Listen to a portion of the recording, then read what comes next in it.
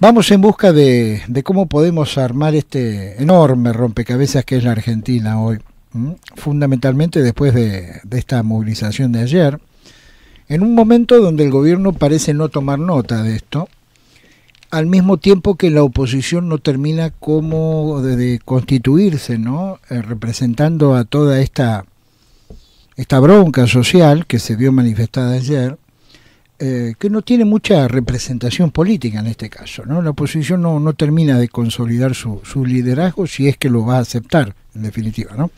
Vamos a hablar de esto con quien sabe más que bastante, como es el sociólogo y consultor Enrique Zuleta Puseiro. ¿Qué tal, Enrique? Gusto en saludarlo. Encantado, ¿cómo están? Bien, bien. Bueno, ¿cómo ordenamos esto de ayer, un poco lo que está pasando en la Argentina, y a partir de ahí qué presunciones podemos tener acerca de qué pasos va a continuar el Ejecutivo Nacional, ¿no? Si toma nota o no de esto? Bueno, yo creo que acá lo más importante es ver el fenómeno en su conjunto. Yo creo que está muy claro que el sistema político se ha deteriorado seriamente. Me parece que siento mucho eco en la llamada. Sí, le bajamos el retorno. Ahí tenemos que estar mejor. Sí. Creo que este ha sido un aspecto muy poco advertido. Hemos mirado más la cuestión de la salud, la cuestión económica, y no hemos mirado la política.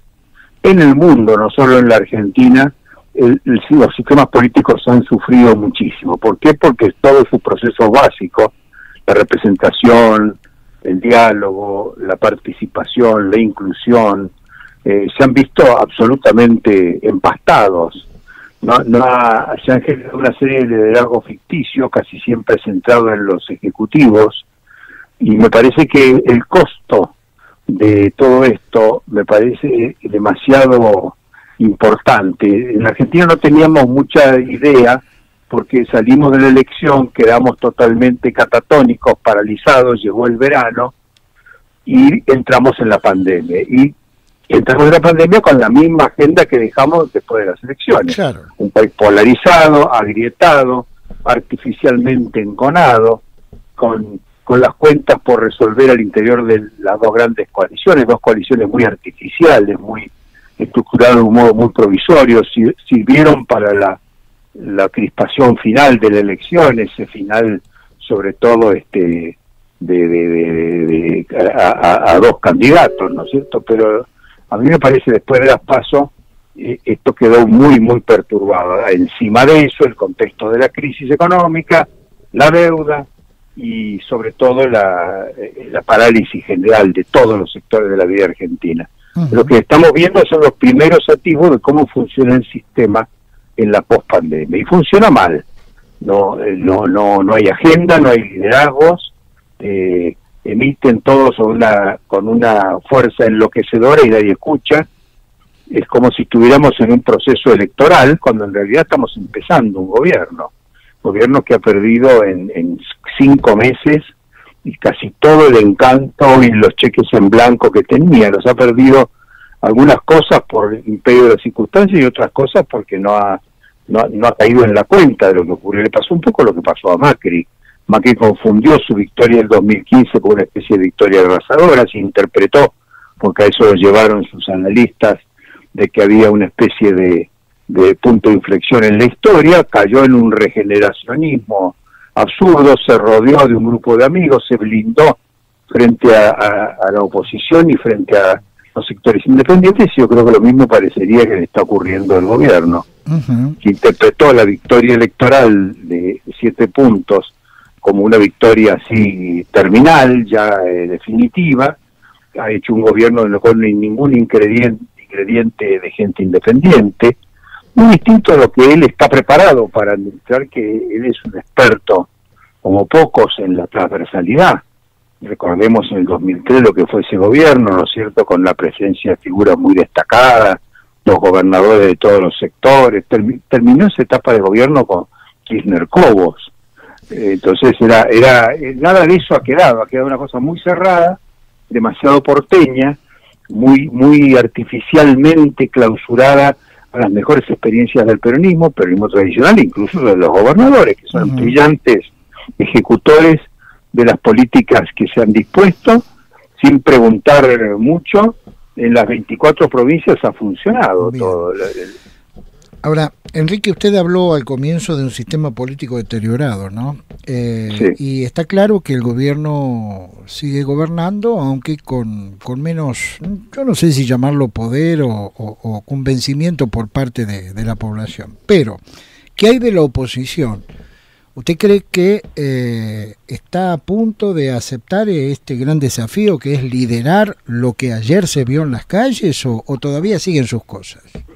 Bueno, hay varias oposiciones, ¿no? La principal oposición, la que está mirando el gobierno, son los diarios de Buenos Aires y los medios. Ahí encuentra no solo una crítica, sino un análisis meticuloso, un seguimiento, un monitoreo, una evaluación permanente y una devolución en términos de opositor, de oposición.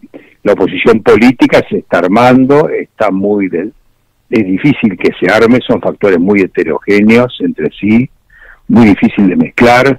Cambiemos fue una coalición electoral importante, no tan importante como creyó Macri, pero importante, que no sirvió como coalición de gobierno y no sirve como coalición de oposición. Es una coalición electoral.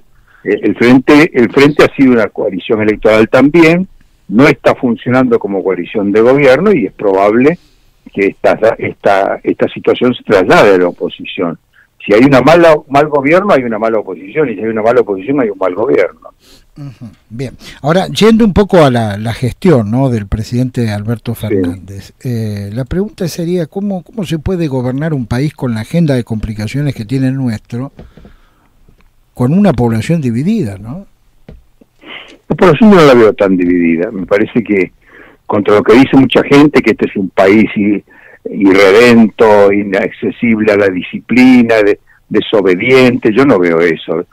No son más de 10 o 20 casos que se hablen todo el tiempo en los medios de desobediencias y de, qué sé yo, pueden hablar de los runners, los tenistas, el tipo con la tabla de surf, la mujer que tomaba sol en la Recoleta. Claro. En general la sociedad se ha adaptado absolutamente a las condiciones de una manera casi diría que ejemplar, aceptando los riesgos, ahora pidiendo cifras razonables, indignándose con la falta de orientación del gobierno, con la incompetencia de los infectólogos y de los médicos que han ido cambiando sus diagnósticos a veces en una semana.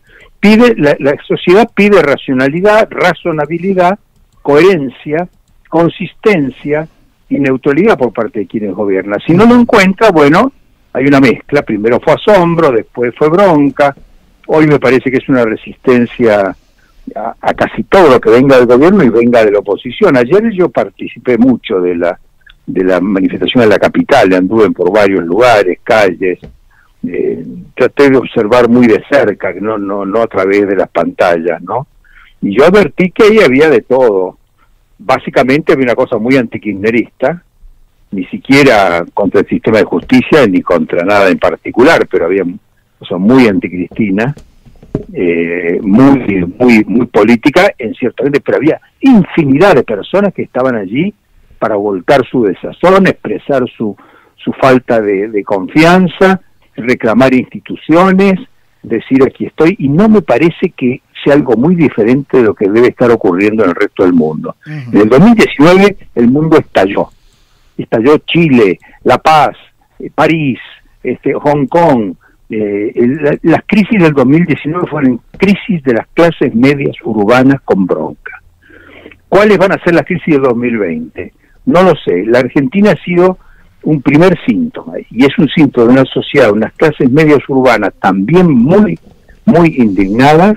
No creo que al extremo de patear el tablero ni de caer en la violencia, todo lo contrario, pero que se van a hacer valer, tengan o no tengan representación partidaria, tengan o no tengan la comprensión de los dirigentes sindicales, políticos o económicos. Hay mucha desilusión con el sistema, con la incompetencia de los dirigentes, y es un fenómeno mundial. Bien, tengo claro que usted es sociólogo, pero no vidente, ¿no? No obstante, yo le consulto qué debemos esperar, no digo por mucho tiempo, para los próximos 6 meses. Digo, este escenario que vimos ayer se va a ir incrementando. El presidente, ¿usted entiende que va a encontrar, digamos, el camino como para que la cosa esté un tanto más estable y nos podamos enfocar en los verdaderos problemas? ¿Cómo ve ese escenario? No, a mí me da la impresión de que el gobierno se siente cómodo en esta dialéctica que al fin y al cabo es patria antipatria, ellos a nosotros. Es una cosa que el peronismo desarrolló en los últimos tiempos. Es una cosa muy negativa desde el punto de vista de la salud del sistema, pero que le garantiza, vamos a decir, que enfrente lo tendrá a Macri en la Costa Azul, al resto de los dirigentes haciendo Zoom y mandando Twitter, y junto a los jueces, que es el sector más desprestigiado de la vida argentina. Los jueces, en los estudios que hacemos nosotros permanentemente, tienen peor imagen que los dirigentes sindicales, que los senadores. Con eso le digo todo. Estamos mal, Entonces, para la oposición, con los jueces, con sus sueldos, sus privilegios, sus vacaciones, sus pensiones, sus jubilaciones, su no pago de impuestos, el gobierno no les digo que esté cómodo con esto, pero no es algo que, vamos a decir, se le vaya de las manos. Bueno. Lograr juntar a todos enfrente. La torpeza es la de la oposición. La oposición debería tomar estos temas, intentar hacerse cargo de estas agendas, contribuir a resolverlos, oponerse en lo que se tenga que oponer y llevando al gobierno, obligándolo al gobierno a hacer reformas que el gobierno de otra manera no va a hacer, porque va a tener el pretexto de que la oposición no lo deja, como le pasó a Macri. Es decir, acá si no hay urgentemente decisiones transformadoras en el campo del trabajo, va a ser una catástrofe. La única manera de superar el hambre y la pobreza es el trabajo. Este es el tema más urgente, ¿no? No hay ningún otro, no hay ningún otro. Usted puede tener deudas, puede tener desequilibrios fiscales, puede tener inseguridad ciudadana, pero todos son epifenómenos de una sociedad postrada, en recesión, donde la gente no trabaja, donde se le ha oscurecido el horizonte. Ahora, ¿qué es lo que debe llevar a un argentino a darle trabajo a otro argentino? Y bueno, es una lista de cosas que requiere ante todo decisiones heroicas. En algún momento los subsidios, los planes no van a alcanzar. No tienen ninguna significación. Le sirven a los que administran los planes, a los grupos sociales que administran las compras, que reparten los alimentos, la asistencia universal. Eso no sirve para que nadie crezca, eduque a sus hijos, consolide un futuro. Son enormemente angustiantes, además dan la idea de provisoriedad, de dependencia. Es decir, cuando yo digo empleo, no es solo trabajo, es también protección social, en toda la dimensión de la protección, pero protección social sana, y sobre todo justa, equitativa. Todas estas moratorias, parecería ser que nuevamente se va a redoblar el esfuerzo de los planes alimentarios y de la asignación universal, se va a convertir en una especie de sueldo universal, según promete una parte del gobierno, pero esas cosas lo único que hacen es lograr una sociedad ya con 3 o 4 generaciones sin trabajo. Muy bien, estamos escuchando a Enrique Zuleta Puzeiro. Enrique, que tenga una buena semana, muy amable como siempre. Un gran abrazo, muchas gracias por todo.